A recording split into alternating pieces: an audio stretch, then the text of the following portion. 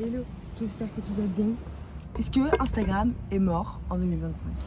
J'arrête pas de voir en ce moment sur Instagram, l'algorithme il a changé, j'ai plus de visibilité, je n'arrive plus à toucher personne, c'est nul, Instagram c'est mort, blablabla.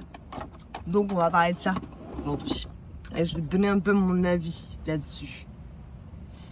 Pourquoi l'algo il montre pas ton contenu aux bonnes personnes au final, et pourquoi tu n'arrives pas à te développer sur Instagram alors que tu crées du contenu? Moi, je pense que la première question à se poser, c'est pour qui tu crées?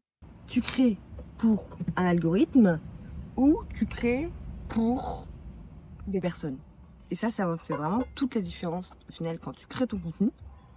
Parce que, effectivement, si tu crées pour un algorithme, eh ben, il va toujours falloir que tu t'adaptes à l'algorithme, à ce qu'il veut, à ce qu'il préfère, à ce que machin. Et ça, bah ouais, ça change un peu. Et encore, pas tant que ça, mais ça change. Et c'est facile. C'est facile de dire c'est la faute à l'algo. C'est facile de dire ah, c'est à cause de l'algo que j'ai pas de visibilité. Alors qu'en fait, pas du tout. C'est juste que ton contenu, il n'est pas d'assez bonne qualité. Quand je dis d'assez bonne qualité, c'est pas que tu dois y passer 2 heures à 2 heures. C'est juste que ton contenu ne parle pas à des personnes. Parce que c'est ça en fait qui est important. Au-delà de l'algo, qui est important, c'est que ton contenu, il parle à des gens. Et c'est ça le plus important. Et c'est ça qui est souvent oublié au final sur Instagram, je trouve. C'est que les gens créent du contenu, mais ils oublient qu'ils créent du contenu pour des gens derrière. Alors qu'en plus, je pense que l'algorithme, il répond aux attentes et aux besoins des gens.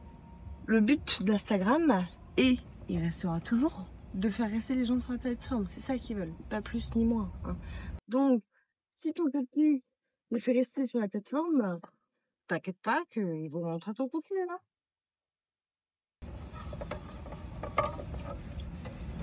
Au lieu de te plier à l'algorithme, déjà la première des choses à faire, c'est de créer du contenu. Mais tout encore. C'est de créer du contenu pour les bonnes personnes. Et les bonnes personnes verront ton contenu. Alors ouais, moi la question, est-ce qu'on peut encore se développer sur Instagram en 2025? La réponse elle est carrément que oui. Mais faut le faire de la bonne manière, faut le faire de différentes façons. Et même si t'es déjà sur Instagram depuis plusieurs années, tu peux encore te développer et tu peux encore vivre de ton activité. C'est un outil qui est encore en pleine croissance, en pleine évolution. Il y a encore plein de choses qui bougent et ça c'est trop cool. Est-ce qu'il faut s'y adapter? En partie.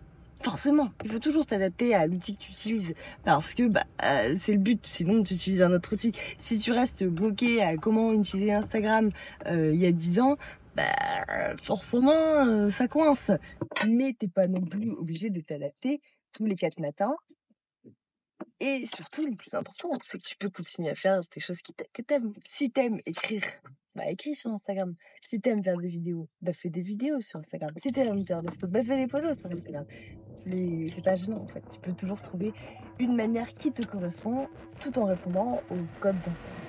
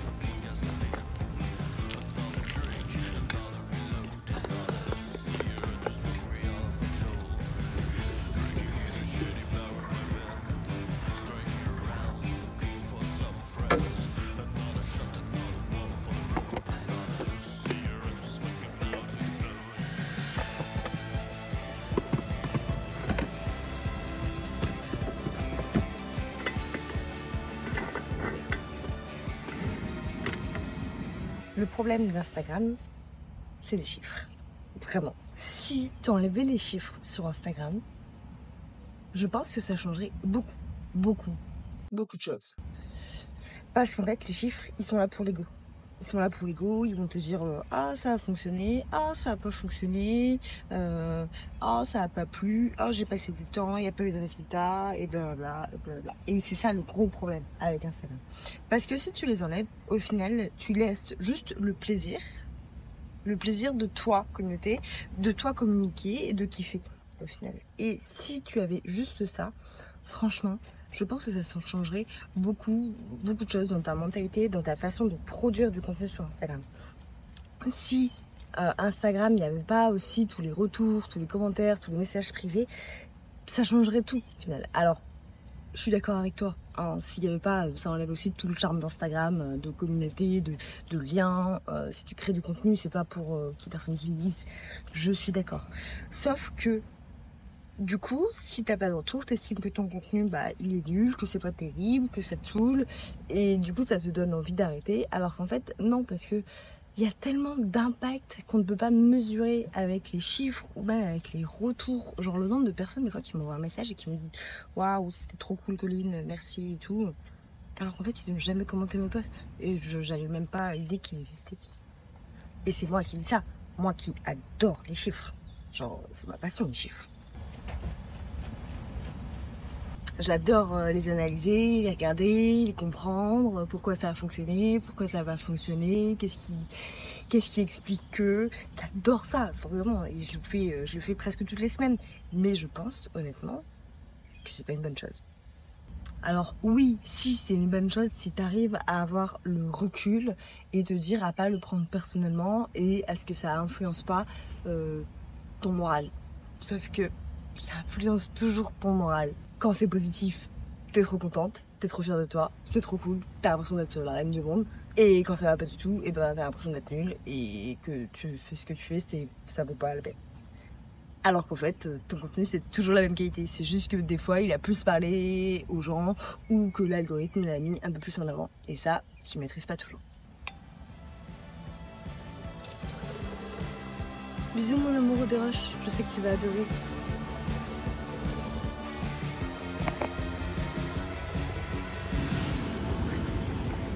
Jason, tu veux boire du café?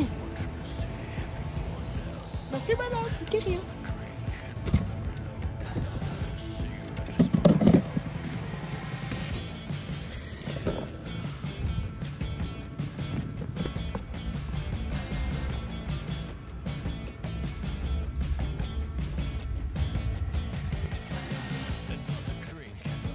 Tu as donné le café à Issy ou pas? À Annette, tu as donné? À Annette, ouais. Elle a pris son café? Oui. Elle a ramené ses tasses ou non? Non. Pardon? Elle a dit qu'il y avait des verres à nous là-bas. Donc ils sont encore là-bas nos verres. C'est bien c'est semblé quoi. Tu peux avoir mon petit bisou, moi? Ça, toujours dans la demande, l'expectation. J'ai eu Arnold mercredi, jeudi. Après, il se barre à Mans tout le temps. Ok. Il est là. Carlo, il a le palu. Ah merde! Mais il est à Mans. Et oui, je fais tomber le téléphone. Oui. Voilà ma tête, son café. Et Depuis ta tête, ça fait hein. en fait là, je vais encore avoir un rush où on voit que ta tête. Faut le mettre comme ça.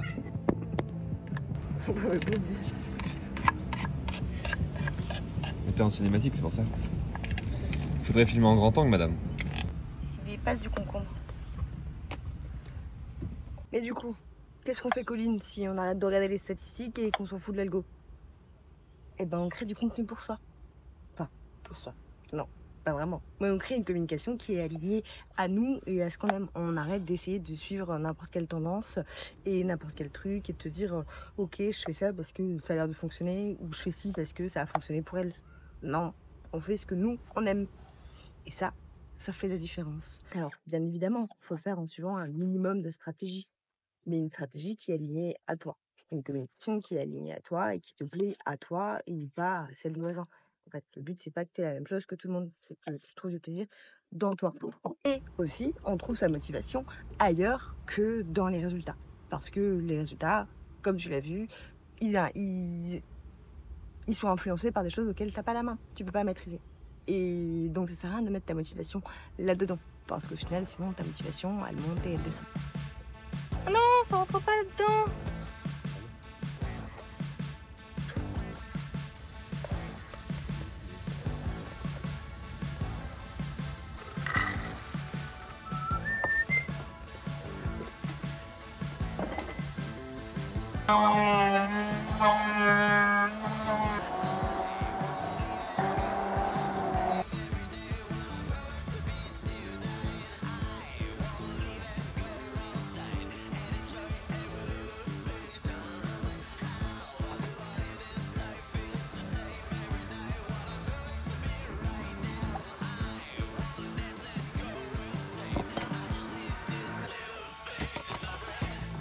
Pourquoi? Bah, je me fais les pancakes après. Tu veux faire des pancakes? Bah oui, ils sont prêts, j'ai que à les cuire. Comment ça?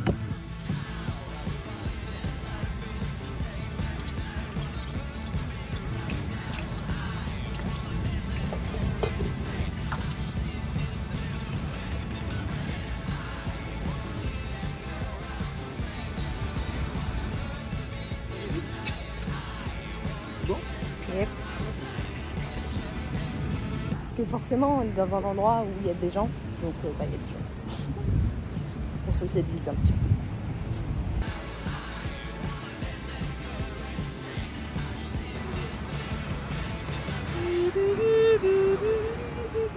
Et maintenant, qu'est-ce qu'on va faire? On va se poser.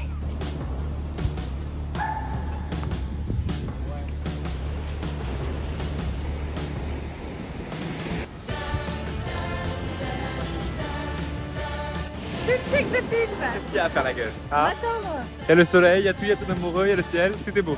On va attendre le bon moment.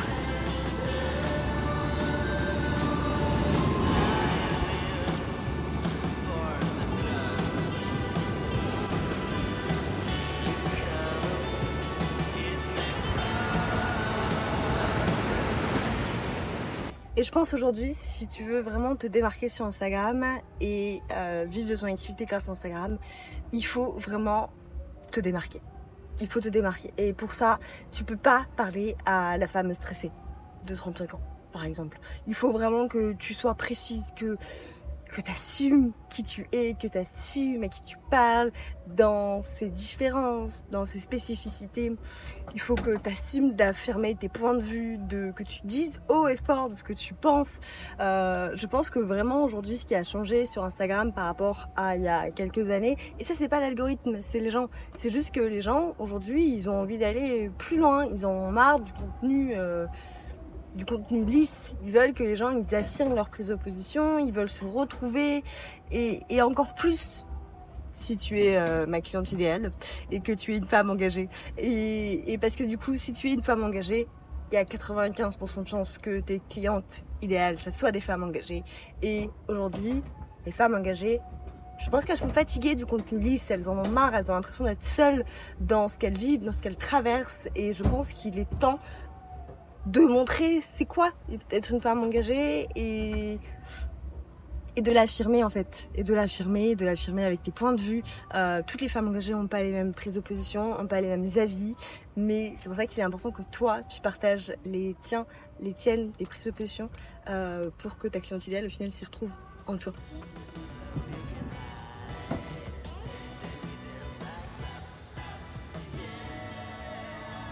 Il va être temps pour nous de quitter la Côte d'Ivoire et du coup il faut qu'on fasse notre visa pour le Ghana. Donc il faut qu'on fasse l'application sur internet et après on doit aller chercher le visa sur Abidjan. Donc je vais regarder ça. Apparemment il y a pas mal de papiers à envoyer, tout ça. Ça va pas être le plus drôle, mais bon, faut y passer hein. Forcément, j'ai pas de batterie pour finir. Mon Mac a plus de batterie, enfin la batterie est morte. Donc je l'ai changé à Abidjan. Et on a cramé le chargeur, enfin j'ai cramé le chargeur hier d'un Nokia. Donc je vais demander à Annette si je peux le charger dans Moi aussi j'ai des choses à dire. Ouais. Et t'es tout seul? La que Non, non, non. Un bisou.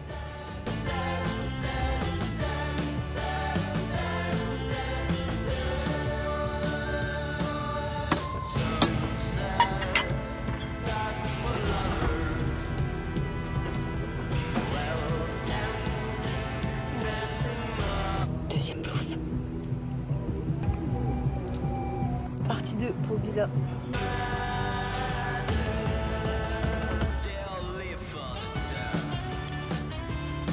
Pour moi c'est fait. Maintenant, il faut faire pour Alex. Mais c'est toujours plus rapide pour le deuxième. Que bah tu as déjà fait pour la fin.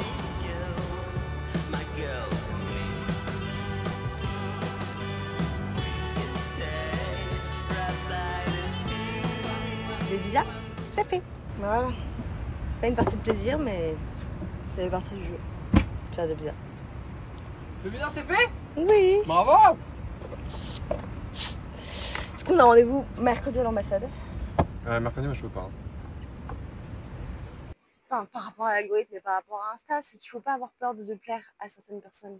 Il faut vraiment que toi, tu communiques pour toi, pour les gens avec qui tu as envie de toucher, que ta cliente idéale soit claire, que tu saches exactement à qui tu veux parler et qu'est-ce que tu veux lui raconter au final, et que tu n'aies pas peur de déplaire à certaines personnes. Dis les choses. Je pense qu'aujourd'hui, les gens sont vraiment fatigués d'avoir un contenu lisse sur les réseaux et qui veulent avoir plus de transparence, plus de vraie vie. Parce que par rapport à il y a Instagram, il y a 5-6 ans, en fait, les gens se sont rendus compte que Instagram, c'était pas la vraie vie. Et c'est surtout qu'on s'est habitué à avoir un certain type de contenu et forcément, on est fatigué de ce type de contenu-là et on veut autre chose. Il faut réussir à jongler avec ça au final et à trouver ta personnalité. Donc le but c'est pas de plaire à l'algorithme, c'est de plaire à ta cliente idéale et surtout de faire du contenu qui te plaît toi. Au final, c'est ça le plus important. Donc à la question est-ce qu'on peut encore se développer sur Instagram en 2025, la réponse c'est un grand oui. C'est un grand oui. Tu peux même encore buzzer et gagner des milliers d'abonnés en quelques jours. Alors faut être sur quelque chose de bien précis, il faut bien le travailler. C'est sûr que si tu parles aux femmes stressées, non, tu vas pas développer ton compte en 24 heures en parlant juste aux femmes stressées. Parce que les comptes qui parlent aux femmes stressées, il y en a à l'appel, quoi. Faut aller plus loin. Faut aller plus loin que ça, proposer quelque chose de plus précis pour réussir à te démarquer parmi tout le monde qui est sur Instagram au final. Et c'est ça qui fait la différence par rapport à il y a quelques années, c'est qu'aujourd'hui il y a beaucoup plus de monde sur les réseaux que par rapport à il y a 5, même 10 ans maintenant. Je me suis fait une sale brûlure en cuisinant il y a 4-5 jours là. Donc, avec l'eau et tout, ça a du mal à cicatriser. J'essaye de mettre des huiles essentielles, de lavande dessus, je mets du flamigèle aussi la nuit. Quand j'y pense. Mais ça a du mal à cicatriser. Ceux qui vivent en camion comme nous, en véhicule aménagé, est-ce que vous aussi, vous avez des problèmes de câbles?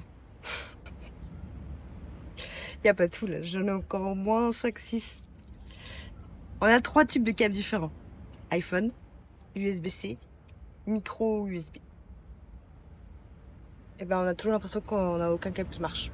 Donc là je vais un peu faire le tri pour voir qu'est-ce qui marche et qu'est-ce qui marche pas. C'est les câbles USB-C le problème. On a 10 câbles USB-C qui fonctionnent. J'en ai acheté 2 qui fonctionnaient pas. Enfin bref, on a trop de câbles. Donc ça on va trier tout ça un peu. On va faire un plouf. Je vais être sur YouTube, pas pour vous. Et l'écran il est dégueulasse. Nous on blinde. On va chercher du karité.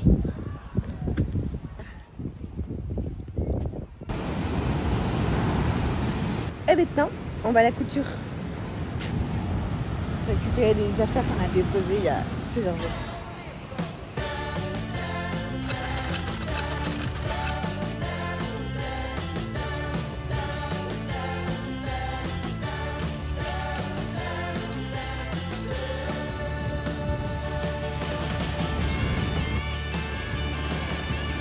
On va rien entendre donc je vais pas parler de toute façon. J'espère que tu as apprécié cette petite vidéo et qu'elle t'aura aidé à comprendre que tu peux encore réussir sur Instagram, mais qu'il faut être toi-même pour ça et qu'il y a plein de manières de le faire. Il faut juste trouver celle qui correspond à toi.